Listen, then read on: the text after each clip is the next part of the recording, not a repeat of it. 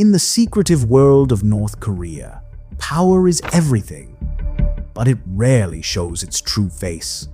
The headlines speak of nuclear threats, missile launches, and the supreme leader, Kim Jong-un. But what if the real power isn't him? What if the most dangerous person in North Korea is someone the world barely sees? A woman, silent, calculating, brutal.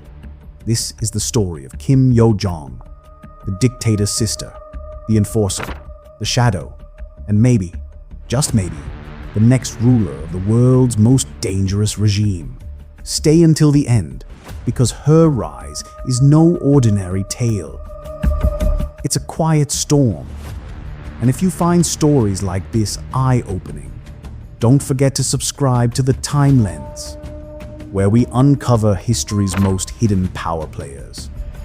Kim Yo-jong was born in 1987, the youngest daughter of Kim Jong-il. From the moment she took her first breath, her destiny was not freedom, it was the dynasty.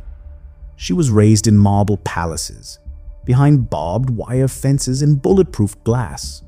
Her every movement guarded, her every word watched.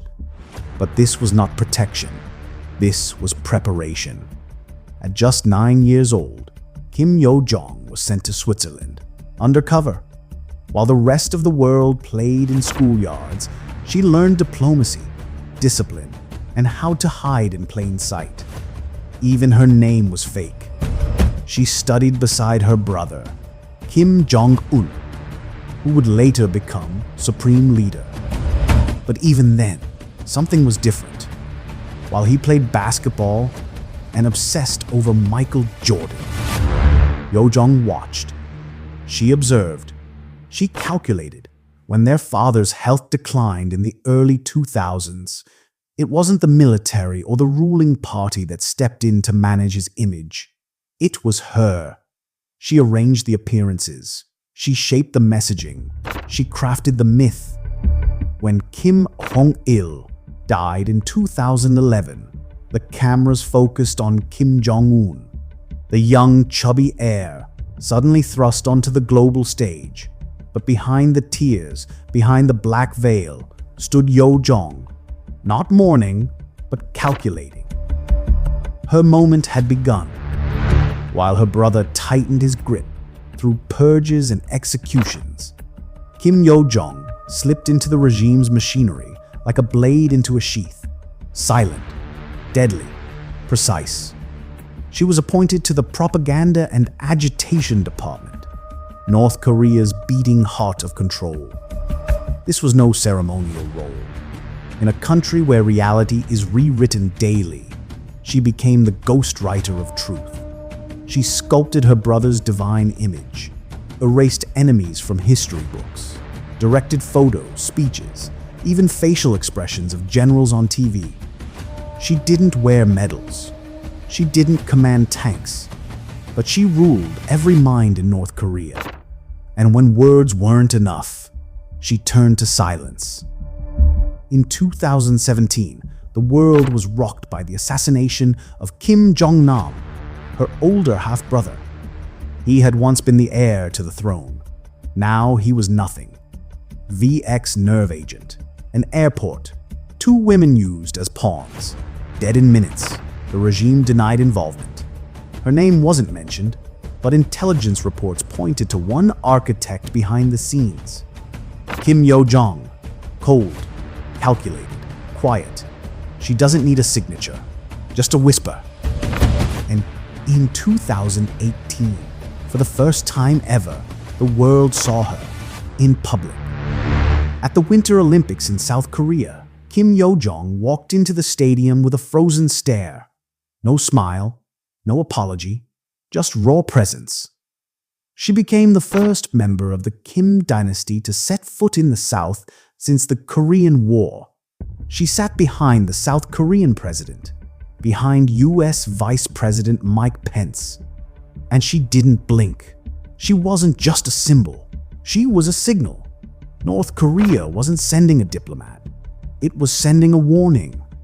Behind closed doors, she spoke softly, controlled meetings, and dictated outcomes. She carried no gun, but everyone in the room felt the threat. Back home, every time Kim Jong-un visited a factory, a missile launch site, or a military base, there she was, always a few steps behind, taking notes, giving quiet commands, directing photographers. She wasn't just a sibling. She was the regime's second brain. And the world began to whisper a question. Is she the one truly in charge? In 2020, North Korea went dark. Rumors exploded across the globe. Kim Jong-un was dead, or dying, or in a coma. No official statements, no public appearances, just silence. South Korean intelligence scrambled. Western analysts speculated. World leaders held emergency calls. And then she appeared, Kim Yo-jong, poised, calm, utterly unfazed. While the world searched for a leader, she acted like one, issuing statements, guiding military responses, tightening her grip behind the curtain. Suddenly, this woman, who had never spoken publicly, never addressed a crowd, became the face of North Korea's fury. She threatened South Korea with complete destruction. She called the US a frightened dog. And in a single order, she demolished the North-South Liaison Office, a rare symbol of diplomacy, reduced to rubble on live television. No delay, no emotion, just fire. This wasn't diplomacy. This was a message to her enemies, to her allies, and to anyone in Pyongyang who still thought she was just a sister. Kim Yo-jong doesn't speak often, but when she does, her words cut like blades. She knows exactly what to say and what not to. She doesn't stand behind podiums. She doesn't give grand speeches. But in North Korea, that's not how power works. Real power is invisible.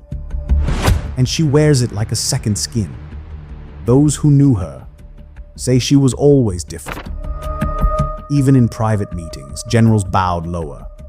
Ministers fell silent in her presence. She had no military rank, yet gave orders to men who wore rows of medals on their chest. Some feared her, others worshipped her, but none, not one, dared cross her, because in the Kim dynasty, one mistake means erasure. And Yo-jong had learned from the best. Her grandfather, Kim Il-sung, ruled with iron and ideology. Her father, Kim Jong-il, ruled with fear and famine. Her brother, Kim Jong-un, rules with brutality and nuclear threats. But Yo-jong? She rules with something deadlier: silence. She doesn't need to be supreme leader, not officially, because in many ways she already is. She controls the message. She shapes the fear. She orders the silence. And yet, the world waits.